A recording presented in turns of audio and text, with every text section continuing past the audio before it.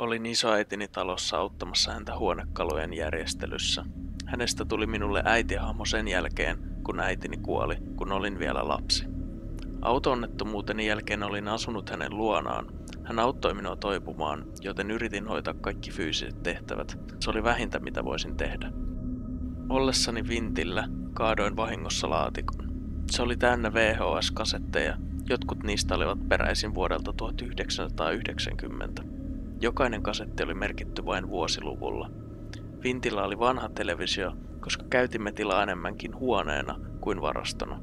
Uteliaisuudesta päätin katsoa vanhimman kasetin. Odotin kotivideoita, onnellisia muistoja tai ehkä maisemakuvia, mutta löysinkin jotain aivan muuta. Videon alussa kamerahenkilö kuvasi kahvilassa yksin istuvaa naista, joka luki kirjaa. Kamera zoomasi hänen hiuksiinsa, jotka hohtivat valossa. Sitten kasetti hyppäsi uuteen kohtaukseen, vilkkaalle kadulle hämärän aikaan. Sama nainen oli edelleen videolla, mutta nyt hän käveli tietämättömänä siitä, että joku seurasi häntä kameran kanssa. Taivas oli muuttunut tumman harmaaksi. Kohtaus jatkui 5 minuuttia, pelkkää hiljaista, yksitoikkoista kävelyä. Sitten kuva vaihtui äkisti.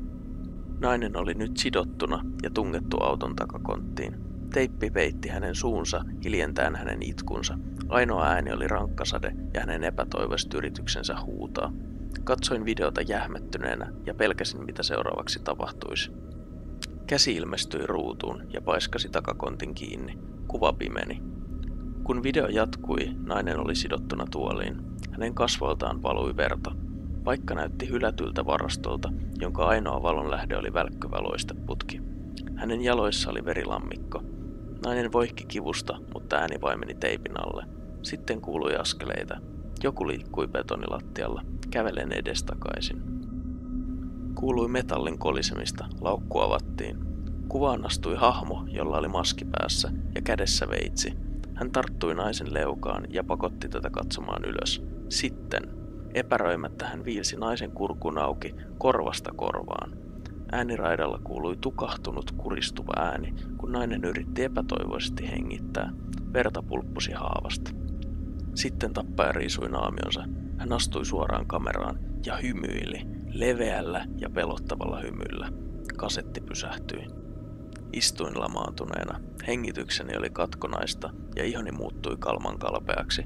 En pystynyt liikkumaan tai ajattelemaan. Istuin vain ja tuijotin. Huoneen toisella puolella isoäitini katsoi minua.